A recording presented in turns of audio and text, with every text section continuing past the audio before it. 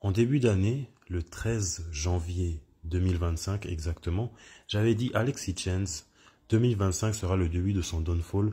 Il y en a marre de ces vidéos où il rabaisse, insulte les femmes et où il incite les jeunes hommes à détester les femmes. Ça se dit riche, mais ça renfle comme un chômeur en dormant sur un matelas par terre.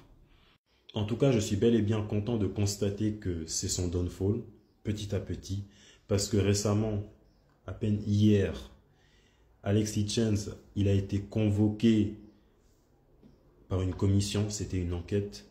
Il n'a pas pu venir sur place, donc il était en live. Une commission, je ne sais pas si c'est la même chose avec tribunal, mais il a été convoqué pour son contenu problématique envers les femmes, pour ses propos désobligeants envers les femmes, et bien sûr, autant il n'a pas assumé le fait d'être là, autant il n'a pas assumé ses propos, il a nié en bloc d'être misogyne, il n'a pas assumé être là, les questions qu'on lui posait, qu'il a fui la séance.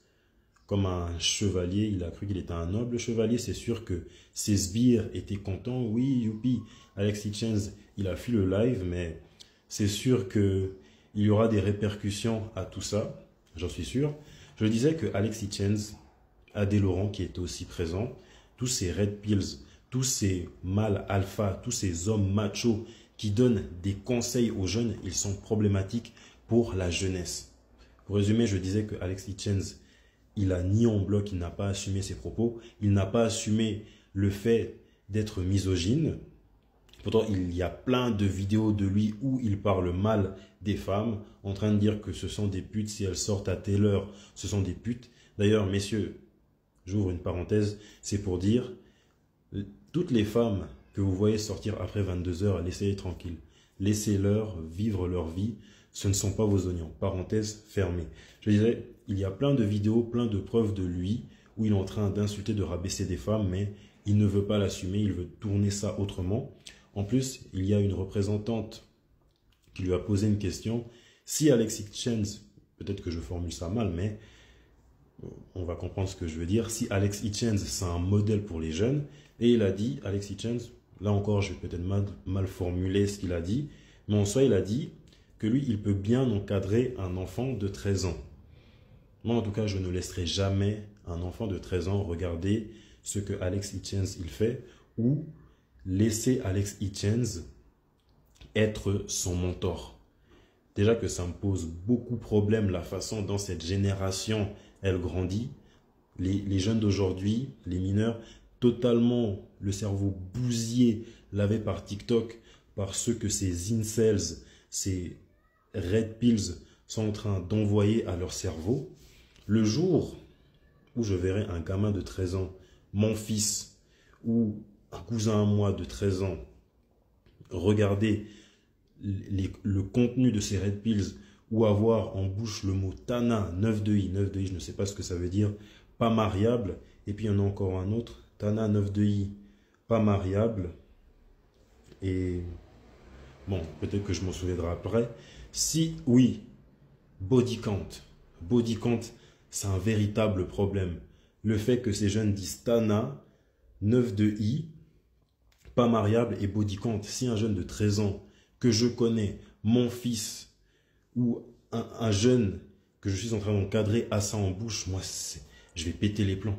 Je vais péter les plombs parce que ce n'est pas normal. Ce n'est pas normal qu'un si jeune enfant de cet âge commence déjà à détester les femmes. Et en parlant d'Adé Laurent, parce que lui aussi, il était là, il n'a rien assumé. Il a préféré jeter sous les rails Alex Hitchens, Michel Sardou et Orelsan.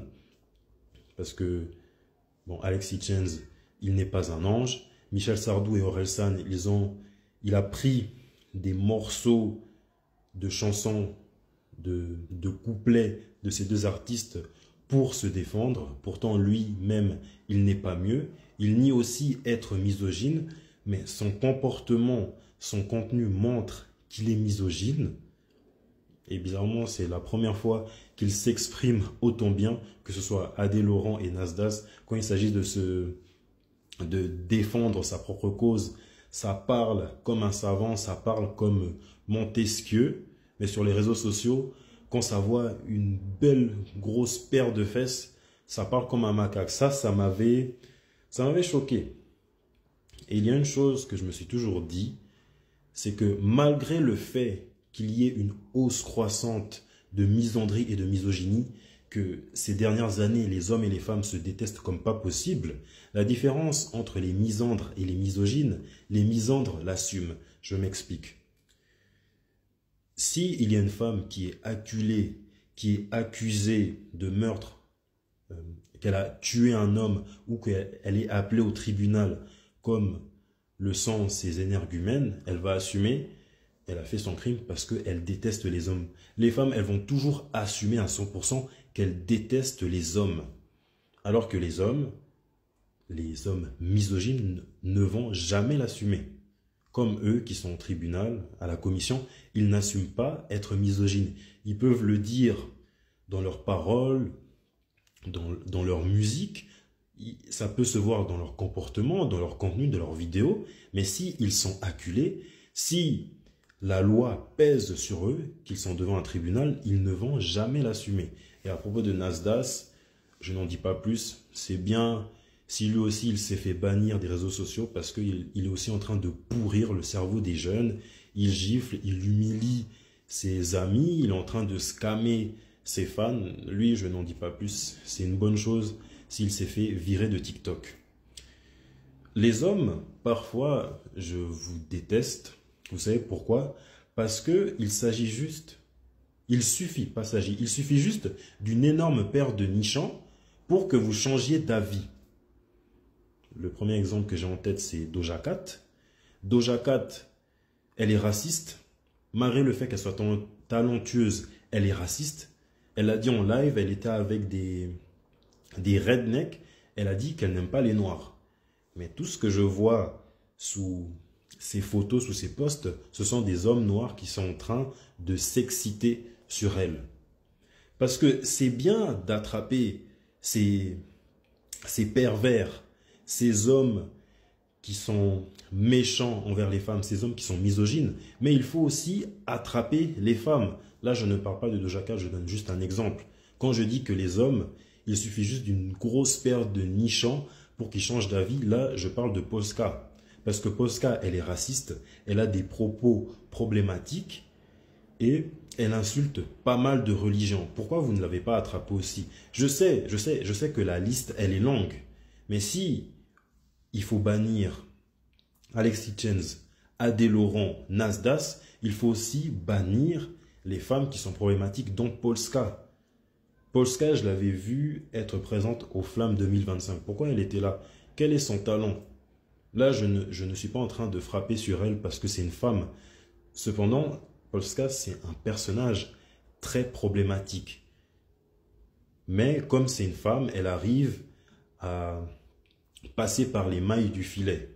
Si c'est un homme, Nasdaq, Alexis Chenz, Adé Laurent, c'est plus facile de les attaquer, c'est plus facile de les attraper, mais quand il s'agit d'une femme, on la laisse en liberté. Jusqu'à quand ça va être comme ça? Je ne comprends pas. Alors maintenant, je ne vais pas pointer du doigt directement, je ne vais pas dire que c'est directement la faute d'Alexis Chenz ou de Adé Laurent si il y a une propagation en masse d'incels, si les hommes détestent de plus en plus, haïssent, ça c'est plus fort, si les hommes haïssent de plus en plus les femmes, je vais dire que c'est indirectement leur faute et de leur contenu si les hommes sont hors de contrôle. Ils ne respectent plus les femmes. Moi, ça me fait de la peine quand je me connecte sur Twitter et je vois une femme s'est fait tuer. C'est toujours par les mains de son homme. C'est souvent par des hommes qui sont frustrés, qui ne peuvent pas comprendre un non. Quand une femme, elle dit non, comprenez-le. C'est par les mains de son ex qui n'a pas voulu, de son ex ou de son ex-conjoint, qui n'a pas voulu comprendre qu'il faut tourner la page, par les mains de son ex-conjoint, parce que son ex-femme, son ex-copine s'est mise avec une personne nouvelle, il ne veut pas l'accepter, donc il la tue parce que personne ne veut la voir. C'est une bonne chose si c'est le downfall de tous ces misogynes. Et également, c'est une bonne chose si leur gourou, Andrew Tate, parce que c'est Andrew Tate qui les inspire, retourne de nouveau en prison. S'ils vont tous en prison, c'est une bonne chose, c'est agréable, c'est satisfaisant.